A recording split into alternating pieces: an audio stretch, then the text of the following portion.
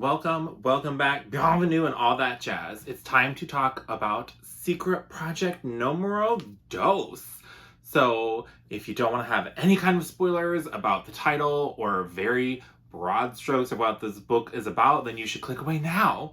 But this book is officially available for people who back the Kickstarter, and the ebook will be available for everybody starting, I want to say it's April 10th.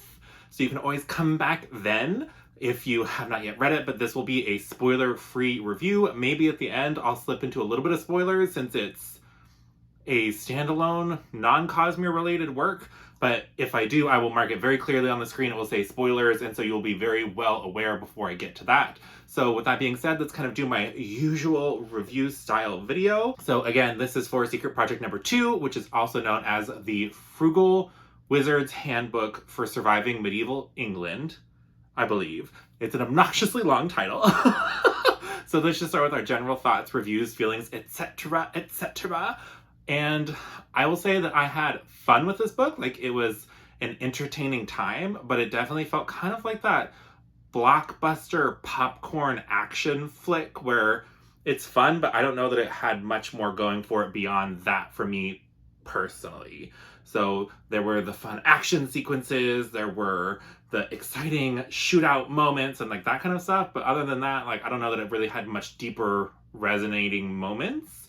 So this book is kind of like if you took the setup of like the Bourne Identity, or I think Brandon also mentioned that Andy Weir's Project Hail Mary also played some kind of inspiration in this type of story. So it's that, I think he calls it a white room, where your protagonist has basically amnesia and is in a place for a reason of which they know nothing. And so you're kind of learning about the character and the world as they themselves are remembering things about themselves and the world. So it's very much that. So we're doing the Bourne Identity, but sci-fi. So first things first, I would say set your expectations on sci-fi, not fantasy.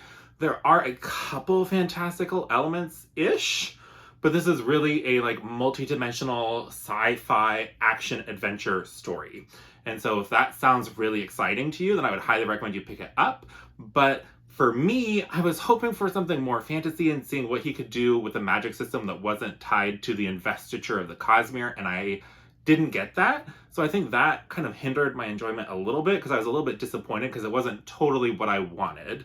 But for what it was a lot of fun.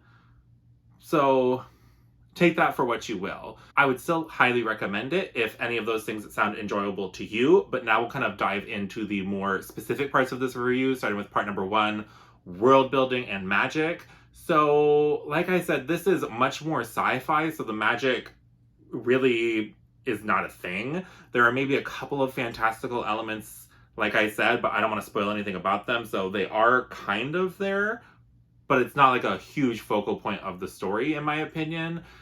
The world building is kind of, we have discovered ways of basically selling little pocket dimensions to people. And so these pocket dimensions are kind of ish like time travel, but not really. And so they are kind of these different dimensions that are the equivalent of like our medieval England. And so don't go in expecting like this fun traveling through London type story. That's really not what this is. We are doing our Jason Bourne, our main character doesn't know what's going on type thing instead. I don't want to say any more than that about the world building. I think that is enough to kind of give you the gist, the flavor. So now let's dip into part 2, the characters. And so the characters, I think, feel a little bit like more archetypal than I'm used to from Brandon. So we kind of have our bad like main protagonist who doesn't know who he is, why he's here, where he is, what's going on. And we have those kind of cliche moments in like the first 10 or 15%, so I'm really not spoiling anything, of him being able to like fight, but he's like, oh wow, I didn't know I could fight. Maybe I'm a whatever. So it's like very much that. I didn't love the main protagonist. It felt a little bit just like, I don't know, kind of action adventure dude bro type main character, which is fine, but that obviously doesn't resonate with me all that much. And then we have a couple of other characters that he travels with. We have kind of like the chieftain of a village. We have kind of a village wise woman-esque type character. And They're both, again, just fine supporting characters, but the characters definitely felt a little bit bland to me, and I think that's part of what stopped this from feeling like a totally new favorite, because they just didn't particularly resonate with me. And so with that, we'll talk a little bit about the part 3 of my reviews are usually the plot, so I'll briefly mention the plot again and a little bit about like the writing style. So the plot, like I said, is very much Jason Bourne but sci-fi. So we are following our amnesiac character, trying to figure out why he's in this alternate version of England, what all is different about this alternate version of England, who is he, what is going on around him, and it's all just about these kind of central mysteries. And it just really, truly does feel like that blockbuster action movie with The Rock or something like that. That's kind of like the vibes of this book. And I think Sanderson does try to have his usual humor, and so that will or will not work for you. I will say, unlike a Wayne in Mistborn Era 2, the humor is not like as crude. It's just a little cheesy. So like, our main character likes to score things, and so in the very beginning of the book, he's hiding behind a tree and he rates the tree from 0 to 5 on how good it was as a hiding place, and like says that kind of stuff out loud. And so if like that kind of humor really like irks you, then this book may really not work for you. It's not like all the time, but that is like the main source of humor, is him like randomly rating things. And I thought it was a little bit cheesy. Like, it was kind of funny, but also just a little cheeseville. And that's kind of all I can say about this book, spoiler free, because I feel like this book is really one of those ones where it's all about those mysteries of what's going on. Who is he? Why is he? You know what I mean? So like, if any of that sounds intriguing to you, I would definitely recommend you check it out. But just really know going in, we are going sci-fi, kind of weird sci-fi, and don't go in expecting like a high epic fantasy, because that is not what this book is. And so the title misled me a little bit, because I was like, oh, a wizard in England. Not really. But with that, I will slip into the spoiler section of this video. So if you have not yet read this book, then please click away now and come back later after you have read this so we can talk a little bit about spoilers. And if you just want to leave an emoji, then you can leave me a little wizard emoji down below. But now I'll put the little spoiler tag up on the screen, and I'll talk a little bit about spoilers for this book. So, spoilers.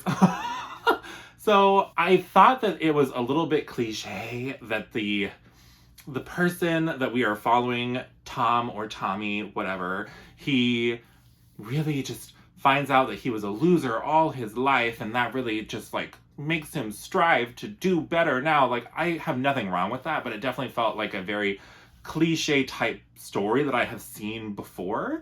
And so I think that mixed with the kind of more bland feeling characters made me just like this book, but not love this book. And so Tommy, and then of course he falls in love with the one woman that he's traveling with, who is anywhere near his age, and now they have like this unbreakable love. And so just like, it just felt like you know what I mean? Like, I don't know. Like, if you really loved this book and like all of these things are totally different for you, I'd love to hear from you, because like, I don't know, it just felt like cheesy cliche action movie, which was fun. Like, it was definitely like easy to slip into. It was Brandon's typical easy writing style. It flew by. I obviously read it in less than a day since it came out, and just entertaining brain candy, which there's nothing wrong with that. I thought that the like medical nanites, I think is what they were called, were kind of cool. Like the idea of like all these little organic robot fusion things that could like heal you or control your brain patterns and all of that kind of stuff were kind of like a fun mental exercise of thinking like, if this was real. And like the plating and stuff, which I had to kind of suspend my scientific disbelief for some of it, because it was a little bit like, I don't know how that would actually work, and this was actually over the skin, because something being under your skin, protecting you from like splitting damage, okay, but I get that it was also like the nanites were keeping up with healing stuff, whatever. Like, so there's definitely a lot of like suspension of disbelief. You really just have to go along with the flow, which is fine. I think my favorite part was towards the end when, oh gosh, the main lady, why can I not remember her name? Whatever, main lady, and she gets to summon all the whites to help her, and like, it was actually surprisingly brutal with them like disassembling people, like disconnecting their skeletons and their skin and their hair, and them just like sloughing off into gross little mush piles when they were like defending from the Viking invasion at the very end. Like, that was like, whoa, I did not expect us to go there. I liked that, and I liked the reveal that the old lady that was following them around the whole time was secretly Logna? Is that how you say her name? Like a Norse-ish inspired goddess who was, the whole thing was really like Odin being petty with these people and then her kind of circumventing that. So like, that was obviously my favorite part, right? Figuring out that it was really kind of this Norse-inspired world, and we were really doing the playthings with the gods, and we had a little bit of the gods among us trope, which is my favorite trope. So like, those moments were by far the best for me, but that was such a small portion of the book in comparison to kind of the journey to get there and Tommy's kind of, or Tom's, whatever, Johnny? Wow, there's a lot of basic like names in this. Maybe it was John and Johnny, whatever.